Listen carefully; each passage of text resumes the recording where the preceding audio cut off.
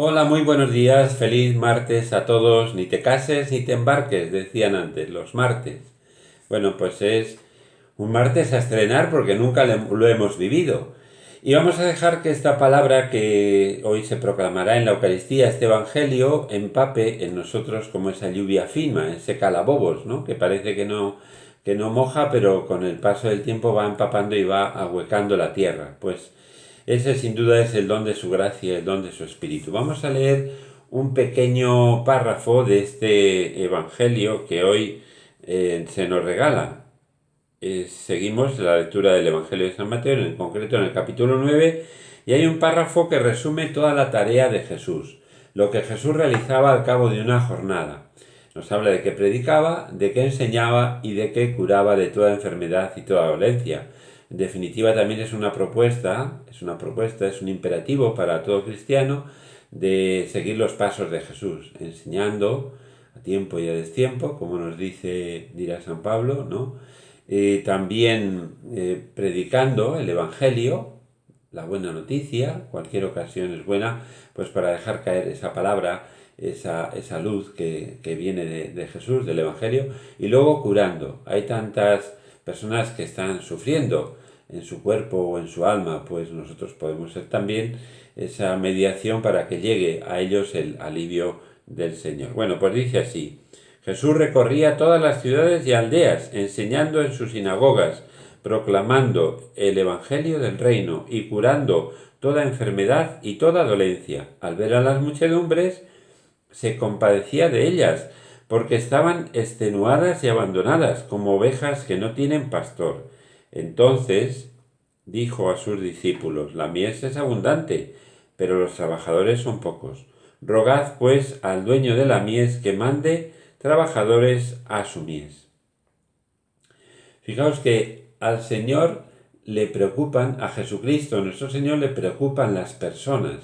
Hay muchos detalles en el Evangelio. Sería bonito ir desentrañando esos encuentros de Jesús, esa preocupación por las personas. Cuando se me viene a la memoria ese encuentro que tiene, pues después de que hace la multiplicación de los panes, dice el Evangelio, que fue despidiendo a cada uno, ¿no? Esa preocupación por las personas concretas, la suegra de Pedro, etcétera. Bueno, pues detalles que indican que el Señor no mira en general a las personas, sino que nos está mirando a cada uno, esa mirada en particular, nos habla al corazón. Bueno, pues a Jesús le preocupan y le interesan los problemas, los gozos, las fatigas, los proyectos de los hombres. No le es indiferente la salvación de los demás. Esto es un choque, un contraste con este mundo individualista, indiferente tantas veces a la situación social, espiritual de las personas que conviven con nosotros. Hay un refrán malévolo que dice: cada palo que aguante su vela, ¿no? Cada uno que se ocupe de sus asuntos. Y se considera como una intromisión, pues, preocuparte de los otros. Es verdad que puede haber gente cotilla que husmea sobre la situación de los demás con un afán de curiosidad malsana, pero la preocupación por los demás tiene que formar parte de nuestra identidad, de nuestro RH, es decir, la preocupación por el que está a mi lado.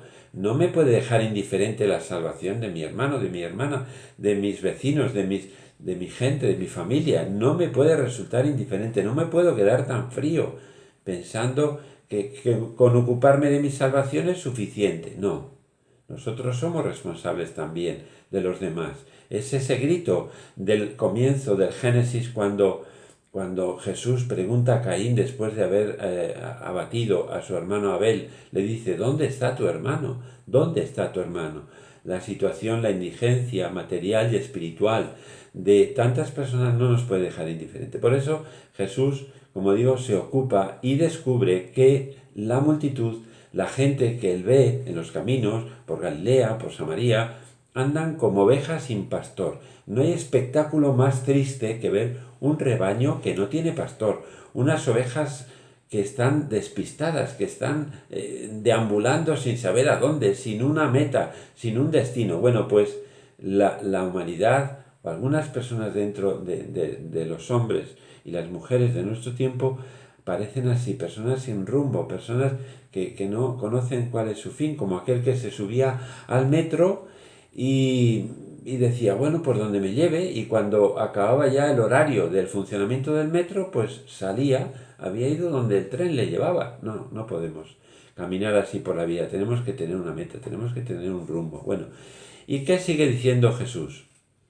Dice, al ver esa multitud, dice, rogad al dueño de la mies que envíe operarios a su mies.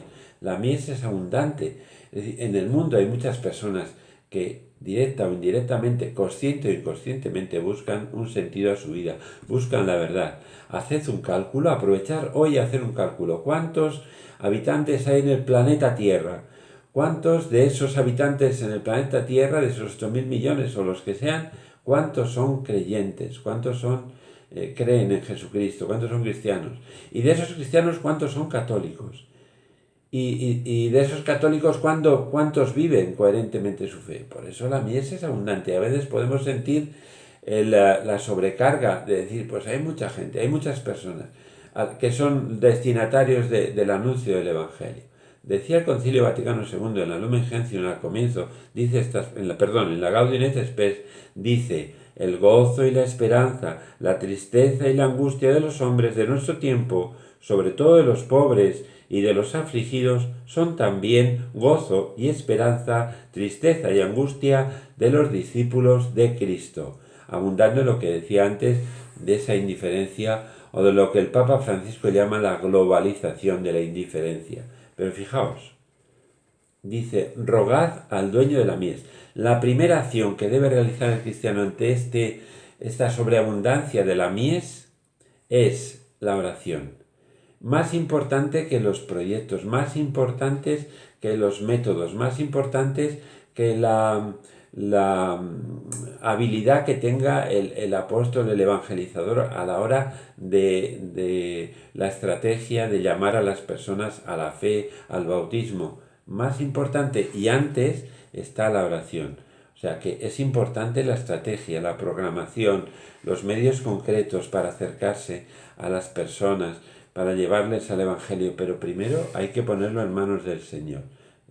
Orar al dueño de la mies, rogar insistentemente, no cansarse de pedirlo, Señor, envía a operar esos mies. Y luego no decir que envíe a otros, ¿no?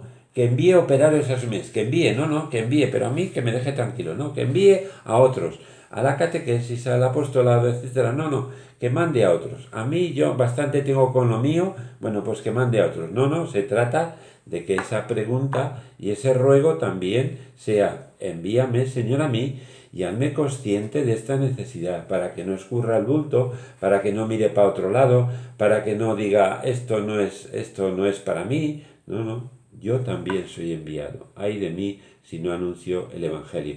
Bueno, pues pidamos al Señor para que seamos de verdad apóstoles valientes de Jesucristo, para que nos envíe, sobre todo confiando en que Él, que es el dueño de la mies, también suscitará en la Iglesia valerosos y valientes evangelizadores para el mundo de hoy. Que tengáis un buen martes.